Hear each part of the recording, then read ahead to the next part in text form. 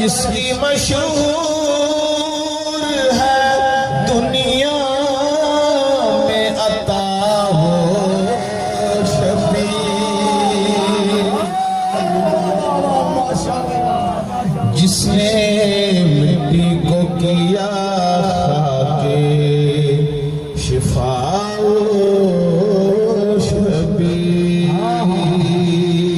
करबला के मैदान में इमाम हुसैन अलैहिस्सलाम ऐं संदन 72 जानसारनि जी ॾिनल क़ुर्बानी खे बेटा पेश करण ऐं असीरान शाम जी रिहाई वारे काफ़िले जी मदीने पाक वापसी जी यादि ताज़ा करण लाइ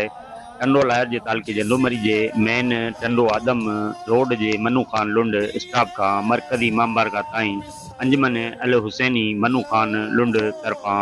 जुलूस बरामद कयो वियो, जंहिंमें सिंध जे 50 खां मथे नाले वारी अंजुमन जे नुंहं ख़ाननि पारां नुंहंखानी कई।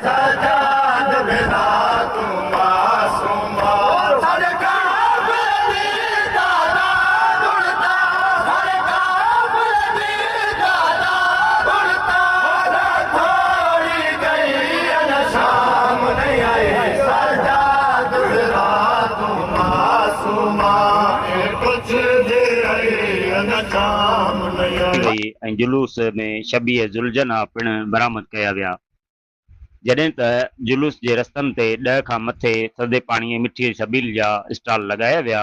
ऐं सुबुह 9 वॻे खां शुरू थींदड़ सालियानी जुलूस में शिरकत कंदड़ मोमिन किराम समेत आसपास जे ईंदड़ माण्हुनि लाइ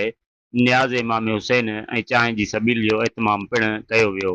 नियाज़ ऐं चांहि जी सबील सुबुह 9 वॻे खां राति 12 वॻे ताईं बग़ैर वक़्ते जे जारी रही। जुलूस जे मरकज़ी इमाम बारगाह ते पहुचण बाद मजलिस अज़ा जो पिण एहतमाम कयो वियो, जंहिंखे सिंध जे नाले वारे ज़ाकिर साईं बश्क मनाज़री पारां ख़िताब कयो वियो ऐं आख़िर में नाले वारे सिंध जे नुंहें ख़ान ज़वार राजा मीरजत पारां नुंहें खानी बाद दुआ घुरी वई। उन मौक़े ते प्रोग्राम में शरीक मोमिनीन ऐं प्रोग्राम जे बानी लुंड बिरादरी जे माण्हुनि ॿुधायो त कोट्स मनु ख़ान लुंड आहे जेको रोड ते जुलूस आहे सुबुह खां 8 वॻे खां शुरू आहे, हाणे टाइम ॿ थियनि पिया ऐं उन जुलूस में पूरी सिंध जे इलाइक़े जूं अंजुमनूं अज़ादारी नुंहां खानी ऐं तमामु बरोच जेके असांजा भाउ बानी आहिनि हिन प्रोग्राम जा, उन्हनि सुबुह खां वठी जीअं अज़ादारी शुरू आहे त न्याज़ बि शुरू आहे, कंहिंखे रोक थाम न आहे, हर माण्हू जो पंहिंजो हिसो आहे थियो थो नंगर करे न्याज़ करे ऐं हीअ ॾिसो था सबीलूं हेतिरियूं ऐं इन 2-3 सालनि जे अंदरि हेतिरो हिन तरक़ी अज़ादारी सैयद शोधा जी कई आहे। इंशाअल्लाह वरी ॻोठ जुमा ख़ान पहिरीं हिन खां अॻे ई जुलूस में हो, उहो 8 रबीउल अव्वल जी ॾींहुं इंशाअल्लाह पूरी सिंध जी नुमाइंदगी आहे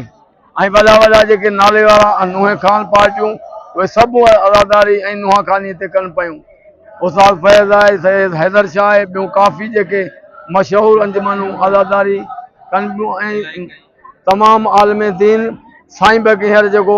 पॉपुलर आहे सिंध जो मशहूरु ख़तीब आहे, मशहूरु आलिम आहे, उहो इंशाअल्लाह मजलिस खे ख़िताब 10 वॻे राति जो कंदो ऐं तंहिंखां पोइ अल्हम्दुलिल्लाह मौला हिननि खे सलामत रखे ऐं असीं मीडिया जा बि शुक्रगुज़ार आहियूं जो उन असांखे तमामु बहितरीनु हिकिड़ो असां सां तामन पई करे, तामन कयो हद खां वधीक। असां मिर्जत जा थोराइता आहियूं जो भाउ असांजो ख़ुदि चैनल में आहे जो हिन कम खे मथे अचे पई। अज़ादारी दुनिया रोक में थोम में न हुजे पर ॾींहों ॾींहुं आज़ादारी वधे पई, हटे कान थी। इहा मोमिन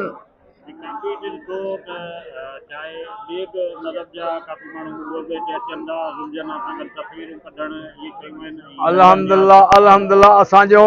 रहबर अली खामनाई सभिनी खां माना हींअर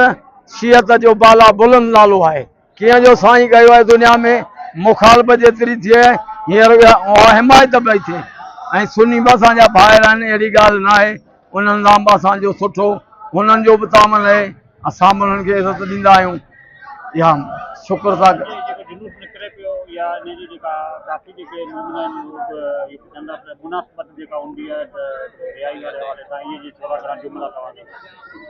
अल्हम्दुलिल्लाह अलविदाई जा अज़ादारी आहे, अॼु 3 रबीउल अव्वल आहे, बाक़ी ॾींहं वञी थोरा बचा आहिनि। इंसान जी ज़िंदगी ख़बर केतिरी आहे, हुन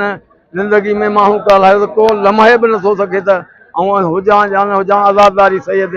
शोधा जी जारी सारी रहंदी इंशाअल्लाह। इन नौजवाननि पंहिंजा टाइम पंहिंजो क़ीमती वक़्तु कढी अचनि पिया हिननि जा असां शुक्रगुज़ार आहियूं महिमान मौला जा आहिनि असांजे महिमान थींदा आहिनि शादियुनि में हीअ आहिनि इमाम सन जा महिमान सैयदा जा जेको आख़िरी अलविदाई जा प्रोग्राम कोशिशि करियो अचनि पिया किथां किथां काफ़िलनि में पहुचनि पिया हीअ असांजो इलाइक़ो जेको चाहे बहारजत हुजे चाहे जुमा खान हुजे चाहे मनू खान हुजे हीअ असांजा तमामु बरोच भाइर जेके आहिनि हिननि जुलूस खे वॾी तकवीह ॾिनी आहे अदाई आज़ादारी असां तक़रीबन पोयां 10 सालनि खां कंदा अचूं पिया हीअ जेको हिते असां वटि अचनि थियूं तक़रीबन 70 खां मथे पार्टियूं उत्तर सिंध खां मिठड़ी खैरपुर खां जेके मशहूरु हैदर शाह साईं नज़र शाह अमीर हुसैन हाजियाणू असां वटि अची आज़ादारी कंदा आहिनि ऐं हीअ हर साल असां कंदा आहियूं रिहाई असां वटि ही पंहिंजो जो रिहाई जे हिसाब सां आहे जेको असीराने शाम जो रिहाई आहे 8 रबीउल अव्वल ते असां 3 तारीख़ ते कंदा आहियूं हर साल